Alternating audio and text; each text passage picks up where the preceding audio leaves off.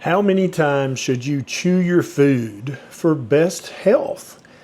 There's so much misinformation out there about this, and you're not going to believe some of the things I tell you in this video based on my research for this video. Now, I'm Dr. Ken Berry. I'm a family physician. I've been practicing family medicine for over 22 years. And I always try to go back to the kind of bedrock principles of any question with regards to nutrition or health or physiology or any other thing.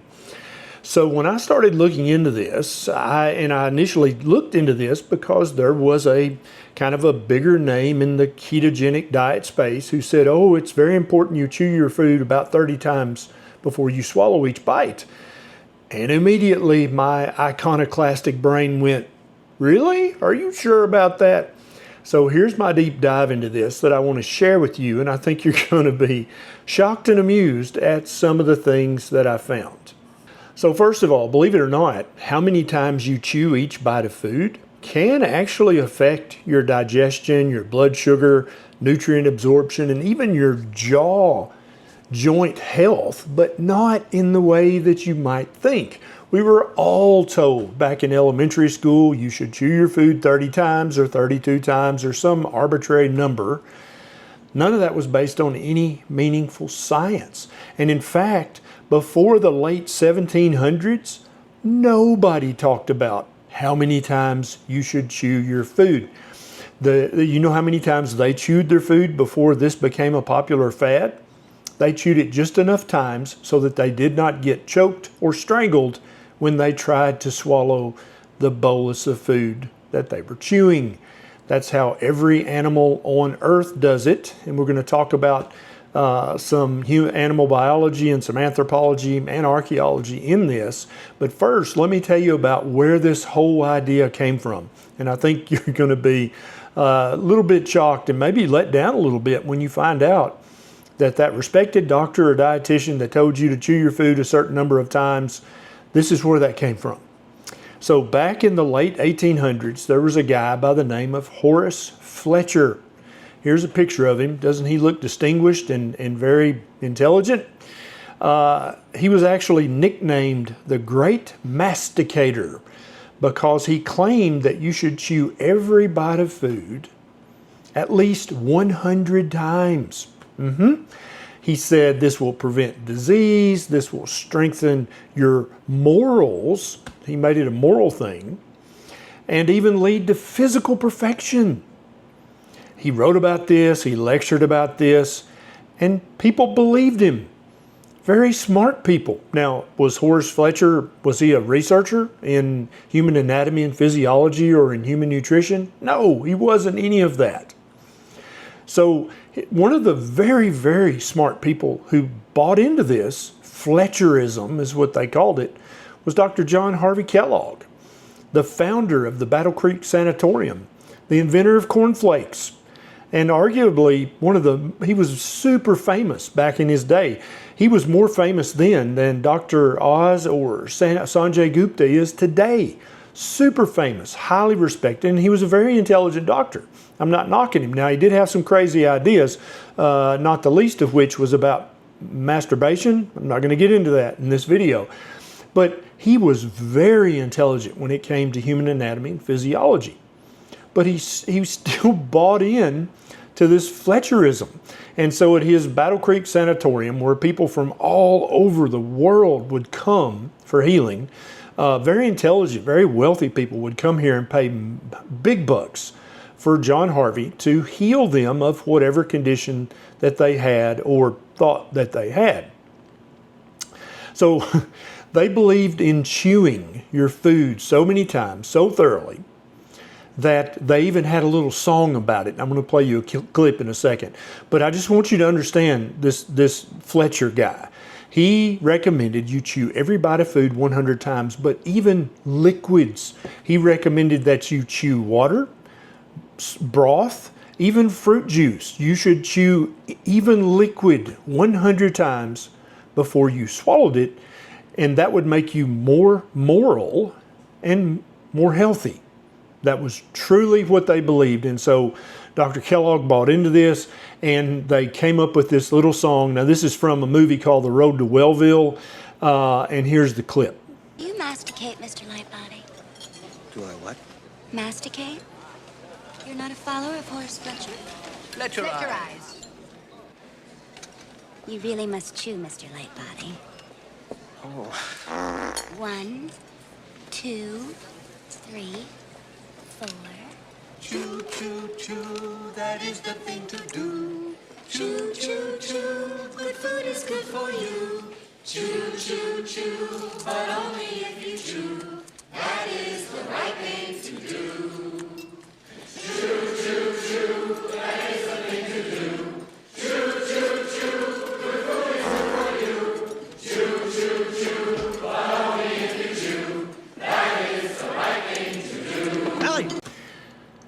Yep, that actually happened. Some of the wealthiest, most accomplished people in society back in the late 1800s were singing this song as they chewed their cornflakes and their shredded wheat and their other yucky foods. This is a perfect example, and we can use this as an example today of how even brilliant physicians, brilliant doctors, can fall for a fad like this. And this happens even today. We see this all the time, where a very prominent doctor or dietitian or health influencer will say something, and your immediate thought is that based on anything? Where did that come from? And I would encourage you, anytime you have that thought, to look that up, because it's probably quite important. Because regardless of how intelligent the scientist, the researcher, the physician is, they can fall for these foolish fads just like John Harvey Kellogg did. Now, let's talk about what chewing is actually really for.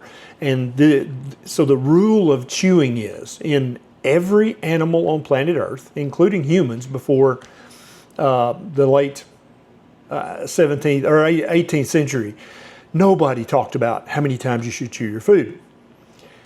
Here's how many times they chewed their food. Here's how many times every animal chews their food, including super healthy animals that live to the length of what their species' lifespan should be.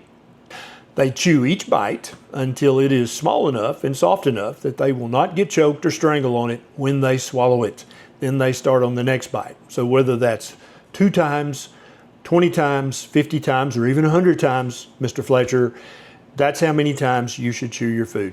If you chew your food too much, it can actually increase your risk of TMJ syndrome, where you have chronic pain in your jaw joint, jaw fatigued, and even cracked molars. It is not wise to chew your food an unnecessary amount of times. Now, let's look at some examples from the animal kingdom. First, let's talk about carnivores like lions and wolves and coyotes and foxes and even your family dog. They barely chew their food at all, especially if they're eating a species-appropriate diet like meat. They tear, bite, and swallow. That's it. Their digestive systems are built to handle these big hunks of meat that they swallow, and with minimal mouth work. That's just the way they're designed. Well, what if I told you your gut is designed that way too? Now let's talk about herbivores. They literally live to chew. Cows, goats, sheep, and then we'll talk about one primate example in a second. But these ruminant animals, or hindgut fermenters, depending, chew all day long. And sometimes they'll chew their food, then swallow it, then again spit it up again later and chew it some more. Their life is based around chewing. Now, there is an example of this in the primate, the gorilla. The poor gorilla, and you can look this up if you don't believe me, the poor gorilla has to spend 16 to 18 hours a day just chewing, because they eat a very fibrous, cellulose-rich diet of leaves and shoots and tubers and roots. They have to chew for 16 to 18 hours a day. That doesn't sound like a lot of fun to me. Now, they also are hindgut fermenters, so then they have a whole extra step that humans don't have in order to digest that highly fibrous diet that they eat. So humans are technically omnivores. Some people would say we're facultative carnivores. That's an argument we can keep having until we figure out what the proper human diet is. But we lean much closer to the carnivore side. What if I told you that your stomach acid is more acidic than the stomach acid of the lions, the hyenas, the coyotes, the wolves, the foxes, and your family dog. Your stomach acid is perfect for taking a big bite of meat, chewing it just enough times that you can swallow it safely, and then swallowing that meat. You do not have to chew your meat or your eggs or your fish 30 times. In fact, there's research showing definitively that if you swallow large chunks of meat or eggs or fish, you will digest them completely and there will be no evidence left in your poop of that food. You will completely digest it and absorb all the nutrition. Now, what about plant foods? So you may have heard the term evidence food, right? So if you eat corn or peanuts or some other nuts, if you don't chew those thoroughly, you'll wind up with that actual food in your poop, meaning that you could not digest that because you didn't chew it up enough. So when it comes to fibrous, high cellulose foods, you really need to chew them 30, 40, 50, 60 times. But here's the problem with that. The more you chew plant foods, the more you break down the cellulose, the more you convert the cellulose and the other carbohydrates in the nut or the leaf or whatever that plant food is, the more you convert it into sugars.